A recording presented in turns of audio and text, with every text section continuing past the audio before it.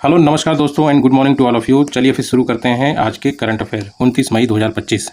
तो current affair start करने से पहले हम लोग डिस्कस कर लेते हैं क्या हम लोग आज पढ़ेंगे। आज हम लोग सबसे पहले पढ़ेंगे दोस्तों अमका के बारे में, जो कि एडवांस्ड मीडियम कॉम्बैट एयरक्राफ्ट है, जो कि इंडिया का पहला 5th generation fighter jet project है। ठीक है दोस्तों। उसके बाद हम लोग पढ़ेंगे डूगोंग, जिसको सी काओ भी कहा जाता है। अभी हाल फिलहाल में ये न्यूज़ में क्यों है और इसके एक्सटेंशन से लेकर मतलब ये ऐसी न्यूज़ क्यों चल रही है। ठीक है। उसके बाद हम लोग पढ़ेंगे दोस्तों फॉस्फोरिक एसिड के बारे में, ये बनता कैसे है और ये इंपोर्ट कहाँ से करता है इंडिया खुद प्रोड्यूस करता है कि नहीं, और करता भी है तो कितनी क्वांटिटी में करता है। ठीक है दोस्तों। और ये इतना जरूरी क्यों है इंडियन इकोनॉमी के लिए। उसके बाद हम लोग पढ़ेंगे इंडिया जर्मनी का रिलेशनशिप, अभी हाल फिलहाल में काफ़ी ज़्यादा सुर्खियों में है, इसीलिए क्योंकि कुछ मतलब जैसे एनिवर्सरी हो गई इनकी रिलेशनशिप की ना, 25 सिल्वर जुबली हो गई है, इसीलिए इसके रिलेशन को पढ़ना भी जरूरी हो जाता है। इसके बाद हम लोग पढ़ेंगे एशियन समिट के बारे में। अभी हाल फिलहाल में एशियन समिट हुआ है दोस्तों। एशियन है क्या दोस्तों, इंडिया इसका मेंबर है कि नहीं है, ये भी हम लोग पढ़ेंगे। ठीक है। इसके बाद हम लोग केरला के बारे में पढ़ेंगे, क्योंकि हाल फिलहाल में आप लोग भी न्यूज़ देख रहे होंगे कि मतलब ये ऑयल स्पिल हो गया है पूरा का पूरा, है ना, काफ़ी डैमेज हुआ है ना, तो थोड़ा सा केरला के बारे में भी जानेंगे। उसके बाद हम लोग रोमानिया के बारे में जानेंगे, रोमानिया अभी न्यूज़ में क्यों ये भी देखेंगे हम लोग। उसके बाद एक स्कीम गवर्नमेंट ने निकाली है जिसका नाम है संचार मित्रा स्कीम, उसके बारे में भी जानेंगे, ये किस लिए निकाला है, इससे फ़ायदा क्या होगा, किसको फ़ायदा होगा। उसके बाद एक लास्ट बुक है सॉरी दोस्तों, जिसका नाम है the women who ran AIIMS, इनके बारे में अच्छे से जानेंगे, क्योंकि इन्हीं के समय में जब इनको मतलब फर्स्ट लेडीज़ बनाया गया था, मतलब डायरेक्टर एम्स का, उसी समय उसके अगले दिन ही जो इंदिरा गांधी थी उनको गोली लग गई थी, है ना, तो काफ़ी डिप्रेस हो गई थी ये भी, तो वो कहानी भी इनके साथ जुड़ी हुई है, तो हम लोग इसको भी जानेंगे। चलिए फिर शुरू करते हैं हम लोग। शुरू करने से पहले आप लोग जान लीजिए प्रीसीजन न्यूज़ में आज आप लोग को पता करना है बोनांजा रिवर, जिसका डिस्कशन हम लोग करेंगे कल के लेक्चर में। ठीक है दोस्तों। अब सेकंड करंट अफेयर आपका जाता है जो मैंने आपको बताया अमका। अमका क्या है दोस्तों, इसका फुल फॉर्म अगर आप देखेंगे तो एडवांस्ड मीडियम कॉम्बैट एयरक्राफ्ट है। ये एक मतलब इंडिया का इंडिजीनियसली मेड मतलब आप समझिए फाइटर जेट प्रोजेक्ट है। ठीक है। 5th generation. अभी तक हमारे पास 4.5 था। 4.5 कौन सा है दोस्तों, रफाल जो है वो 4.5 जनरेशन का है, वो हमारे पास है। ठीक है। हम लोग लगे हुए हैं 5th जनरेशन के फाइटर जेट को बनाने में। ठीक है। अगर आप देखेंगे एक मतलब चाइना के पास ऑलरेडी 5th जनरेशन है, वो अगर पाकिस्तान को दे देगा तो दिक्कत किसको होगा, हम ही लोग को होगा। इसीलिए जितना जल्दी हो सके हम लोग इस चीज़ में भी आत्मनिर्भर हो जाएं। ठीक है। चलिए फिर ये क्या है, indigenous 5th generation stealth fighter project. ठीक है। इसका कॉस्ट कितना आने वाला, मतलब ये लमसम की एजम्पशन है कि 15,000 करोड़ तक इसका कॉस्ट बैठेगा। ठीक है। और अभी न्यूज़ में इसलिए है दोस्तों, न्यूज़ में इसलिए है क्योंकि जो हमारे डिफेंस मिनिस्टर हैं राजनाथ सिंह जी, उन्होंने अप्रूवल दे दिया इसके एग्जीक्यूशन के लिए, मतलब एग्जीक्यूट करने के लिए इसका अप्रूवल कर दिया है। ठीक है। इसका प्रोटोटाइप जो है 2028 तक तैयार होने के लिए मतलब तैयार हो सकता है, ये अंदाजा लगाया जा रहा है, और 2034 तक ये हमारे एयरफोर्स में शामिल हो जाएगा। ठीक है। मतलब ये एक मतलब डेट लेके चल रहा है। ठीक। और will be developed by aeronautical development agency, जो कि DRDO के अंडर में है। और इसकी मैन्युफैक्चरिंग जो है दोस्तों, इसकी मैन्युफैक्चरिंग जो है HAL प्लस अदर मतलब जो भी मतलब प्राइवेट कंपनीज को भी मौका दिया जाएगा इसकी मैन्युफैक्चरिंग करने के लिए। ठीक है। HAL plus Hindustan aeronautical limited plus other private companies. ठीक है। अब ये जान लीजिए इसके वेरिएंट दो तरह के होंगे। एक तो होगा जो मतलब US मेड इंजन लाया जाएगा उसमें, है ना, जैसे अमका Mark 1। ठीक है। 5th जनरेशन टेक्नोलॉजी होगी, US मेड इंजन इसमें डाला जाएगा। ठीक है। और दूसरा होगा अमका, ये वेरिएंट है दोनों, अमका Mark 2, इसको मतलब एक्सपेक्ट किया जाएगा कि 6th जनरेशन टेक्नोलॉजी यूज होगी इसमें, और इंडिजीनियसली डेवलप्ड इंजन होगा इसमें, पर किसकी सहायता से, फ्रांस की सहायता से। ध्यान रखना दोस्तों, ये बहुत इंपॉर्टेंट पॉइंट है। ठीक है। और ध्यान रखना 4.5 जनरेशन का अगर हमारे पास कोई है मतलब फाइटर जेट तो वो रफाल है। ठीक। फिर आ जाते हैं हम लोग third current affair. Third current affair क्या है दोस्तों, डूगोंग। डूगोंग क्या होता है दोस्तों, ये इसको बोलते हैं सी का, रुकी मैं आपको फोटो दिखाता हूँ सी, ध्यान से देखिए दोस्तों, इसी को कहते हैं डूगोंग। इसको समुद्री गाय भी बोला जाता है, सी काव, देख रहे हो दोस्तों, यही है। ठीक है। तो दोस्तों आप लोगों ने देख लिया डूगोंग है ना, डूगोंग है क्या है, तो इसको एक्चुअली दोस्तों बोला जाता है सी काव, और इसको कहा जाता है फार्मर ऑफ द सी भी कहा जाता है। इसका मैं रीजन अभी बताता हूँ आपको दोस्तों। ये इंडिया की एकमात्र मतलब हर्बीवोरस, जो घास खाने वाला जो हर्बीवोरस मैमल है, वो इंडिया का एकमात्र है। ठीक है। इंडिया में, बाकी जगह नहीं, पर इंडिया का only herbivorous mammal of India. ठीक है। अब न्यूज़ में क्यों है, इसके कंजर्वेशन से रिलेटेड कुछ क्वेश्चन हुए, राइज हुए, इसलिए न्यूज़ में है। ठीक है। तो इसका साइंटिफिक नेम जान लीजिए दोस्तों, इसका साइंटिफिक नेम है डूगोंग, डूगोन, यही नाम है इसका मतलब साइंटिफिक नेम। IUCN अगर रेड लिस्ट में देखेंगे तो ये वल्नरेबल है, और रीजनल वाइज अगर इंडिया में देखेंगे तो ये थोड़ा सा मतलब इंडेंजर्ड है, मतलब अक्सर इसके मतलब जो शिप से टकरा के मर जाती है, मतलब मछुआरे इसको पकड़ के मतलब इसका मतलब शिकार उकार हो जाता है ना, तो काफ़ी मतलब इसकी जो मतलब जनसंख्या है इंडियन रीजन में काफ़ी कम हो रही है रीजनली। ठीक है। और वैसे IUCN रेड लिस्ट में देखेंगे तो वल्नरेबल है। ठीक है। उसके बाद देखिए इसमें क्या है, ये कहाँ का पाया जाता है दोस्तों, तो इंडिया में ये गल्फ ऑफ मन्नार हो गया, जो कि मैं आपको मैप में दिखाता हूँ। Gulf of Mannar, gulf of Kutch, Andaman Nicobar. तो देखिए दोस्तों, ये है आपका गल्फ ऑफ खंबाट हो गया, ये गल्फ ऑफ कच्छ हो गया ना, तो यहीं पे ये पाया जाता है। जैसे गल्फ ऑफ मन्नार में ये पाया जाता है आपका। ठीक है। गल्फ ऑफ मन्नार आपका इधर आ जाएगा। ठीक है। गल्फ ऑफ कच्छ में पाया जाता है, गल्फ ऑफ कच्छ आपका ये हो गया। उसके बाद अंडमान और निकोबार आइलैंड, अंडमान निकोबार आइलैंड के पास भी ये पाए जाते हैं। ठीक है। और तमिलनाडु ने पाक वे जो होता है, जो गल्फ ऑफ मन्नार के पास में, उसने इंडिया का पहला मतलब इनको कंजर्व करने के लिए बनाया है, कंजर्वेशन के लिए। ये देखें, ये है गल्फ ऑफ मन्नार, ये आपका गल्फ ऑफ कच्छ हो गया, और ये अंडमान और निकोबार आइलैंड। ठीक है दोस्तों।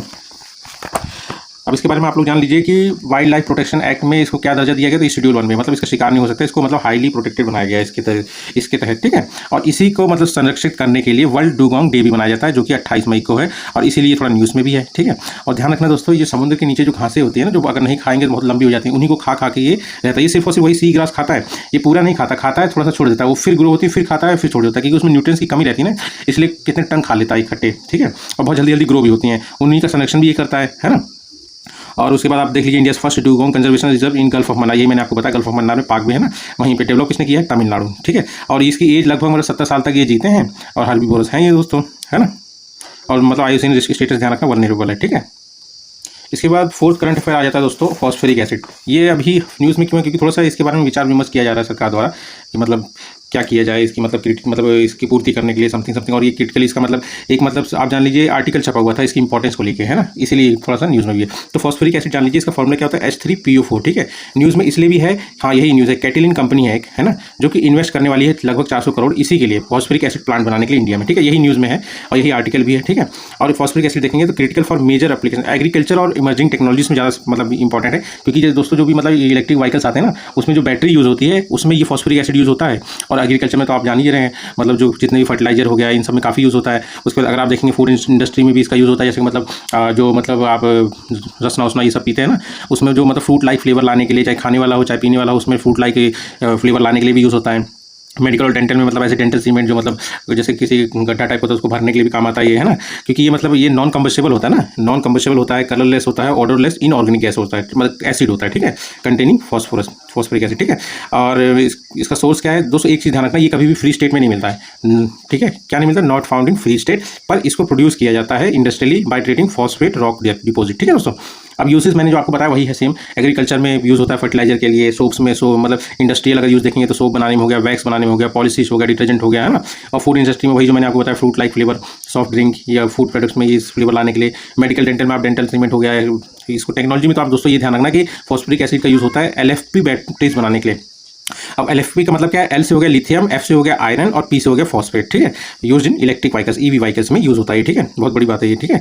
उसके बाद आ जाता है क्योंकि अभी ये टेक्नोलॉजी बहुत इमर्जिंग है ना दोस्तों, इसीलिए उसके बाद नोट करिए आप फॉस्फेट रॉक के बारे में थोड़ा सा जान लीजिए। फॉस्फेट रॉक होता है कि दोस्तों ये एक सेडिमेंट्री रॉक है जो मतलब लाखों सालों तक मतलब ओशन के मतलब जो सतह पे मतलब जो ओशन फ्लोर होता है उसमें मतलब ऑर्गेनिक सब्सटेंसेस जो पड़े रहते हैं लेयर वाइज, उन्हीं का मतलब अगर लाखों करोड़ों साल बाद जो बनता है वो फॉस्फेट रॉक ही बन जाता है, ठीक है। Accumulation of organic matter on ocean floor, मतलब सिंस मिलियंस ईयर्स ऑफ अगर वो पड़े रहें तो वो बन जाता है, ठीक है। उसके बाद ये अगर देखेंगे तो कहाँ पे ज़्यादा मिलता है, तो ये मोरक्को में ज़्यादा मिलता है, ठीक है।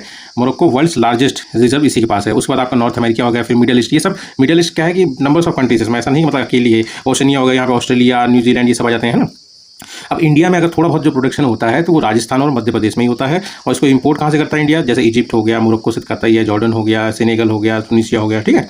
उसके बाद आता है टूनिसिया, मैंने आपको बताया था दोस्तों, है ना। सेनेगल देखिएगा कहाँ पे, काफ़ी इंपॉर्टेंट जगह है ये।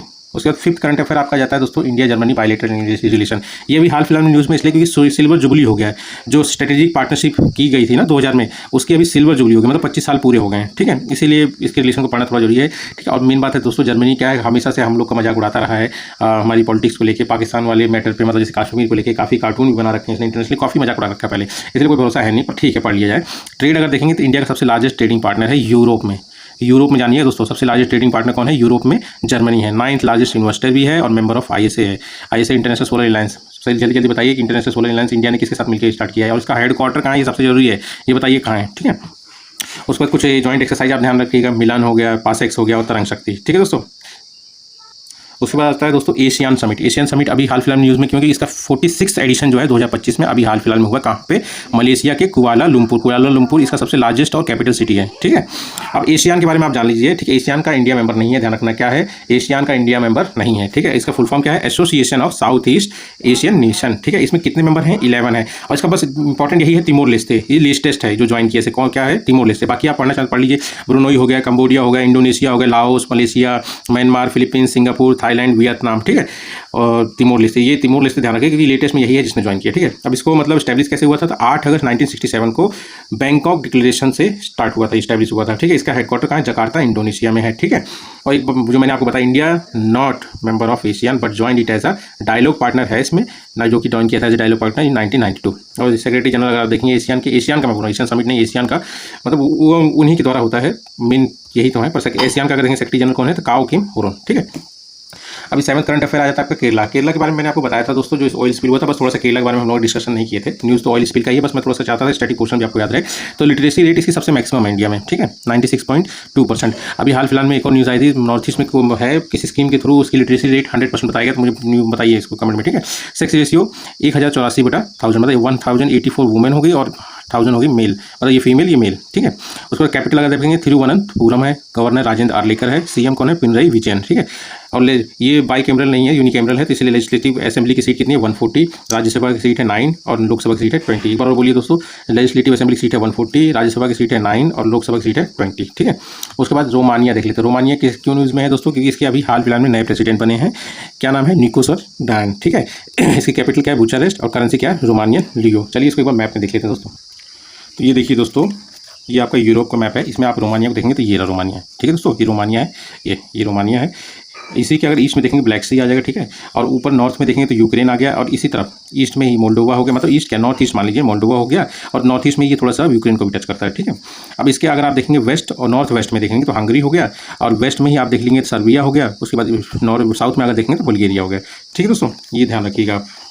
अभी हाल फिलहाल में इसके प्रेसिडेंट बने हैं, प्रेसिडेंट का क्या नाम है दोस्तों, प्रेसिडेंट का नाम है Nicusor Dan, new president, capital Bucharest, currency leu, Romanian leu. उसके बाद 9th करंट अफेयर आ जाता है दोस्तों आपका संचार मित्र स्कीम, ठीक है। ये क्या है, इसमें क्या है दोस्तों ना, जो भी जैसे डिजिटली मतलब अवेयरनेस के लिए, जैसे सेफ्टी हो गया या साइबर सिक्योरिटी हो गया या टेलीकॉम फ्रॉड हो गया, मतलब इनसे प्रोटेक्ट होने के लिए ट्रेन किया जाएगा कुछ सेलेक्टेड स्टूडेंट और वॉलंटियर्स को। फिर इन्हीं को क्या है कि स्कूल और जगह जगह जाके ये मतलब उस चीज़ से लोगों को अवेयर कराएंगे, ये चीज़ इसका मकसद है, ठीक है, और चाहे ऑनलाइन हो चाहे ऑफलाइन हो, ठीक। उसके बाद एक बुक काफ़ी फेमस है अभी 10वां लास्ट करंट अफेयर दोस्तों। इसमें क्या है कि नहीं लास्ट नहीं है दोस्तों, इसमें क्या है कि 10th करंट अफेयर है आपका, मतलब कि the women who ran AIIMS, the memoirs of a medical pioneer. इसमें उस लेडीज़ के बारे में बात किया गया है जो कि एम्स की सबसे पहली डायरेक्टर थी, ठीक है, ठीक है। इनकी इस बुक को लिखा किसने है, डॉक्टर स्नेहा भार्गव, यही है वो डॉक्टर, ठीक है। और इनको अपॉइंट किया था इंदिरा गांधी जी ने, और जिस दिन अपॉइंट किया था है ना, उसी दिन इंदिरा गांधी को गोली लगी थी, जिस दिन अपॉइंट की थी उसी दिन गोली लगी थी, ठीक है। ये एक रेडियोलॉजिस्ट है और 1991 में इनको पद्मश्री भी मिला है। अब थोड़ा सा एम्स के बारे में जान लीजिए। एम्स का स्थापना 1956 में हुआ था, और ये ऑब्वियसली बात है ministry of health and family welfare में है, ठीक है। ये मतलब काफ़ी इंपॉर्टेंट पॉइंट है कि उसी दिन मतलब इंदिरा गांधी को गोली भी लगी थी, क्या पता ये बुक को पूछ लें, ठीक है। स्नेहा भार्गव ध्यान रखिएगा दोस्तों, ठीक है, पहली एम्स डायरेक्टर। उसके बाद इंटरनेशनल पीस कीपर्स डे कब मनाए थे, 29 में को मैंने इससे पहले आपको बताया था इंटरनेशनल पीस कीपर्स जो होते हैं उनके बारे में, और न्यूज़ में इसलिए था क्योंकि इंडिया जो चौथा लार्जेस्ट है, जो सबसे ज़्यादा मतलब अपने सोल्जर्स को भेजता है ना। और इसका थीम इस बार क्या है, थीम है the future of peace keeping, ठीक है। ये और ध्यान रखिए यूएन पीस कीपिंग में 80,000 से ज़्यादा मतलब सोल्जर्स हैं अलग अलग कंट्रीज़ के, ठीक है। इसका मतलब स्थापना 1945 में हुआ था, हेडक्वार्टर न्यूयॉर्क के यूएसए के न्यूयॉर्क में है। और ध्यान रखिए इन्हीं के सोल्जर्स को ब्लू हेलमेट भी कहा जाता है या फिर ब्लू बैरेट्स भी कहा जाता है। फिर लास्ट करंट अफेयर आ जाता है आपका दोस्तों 12th एशियन एथलेटिक चैंपियनशिप 2025, ठीक है। ये 26 एडिशन है जो कि कहाँ हो रहा है, साउथ कोरिया में। अभी हाल फिलहाल में न्यूज़ में गुलवीर सिंह जी हैं जिन्होंने गोल्ड मेडल पाया है 10,000 मीटर की रेस में, ठीक। और बस इतना ध्यान रखिए एशियन एथलेटिक एसोसिएशन का हेडक्वार्टर कहाँ है, पथुम थानी, थाईलैंड, बस, ठीक है दोस्तों। तो आज के यही करंट अफेयर हैं, कल मिलते हैं हम लोग, ठीक है। ओके, और वीडियो अच्छा लगे तो प्लीज़ सब्सक्राइब जरूर करिएगा, हाँ, थैंक यू, बाय।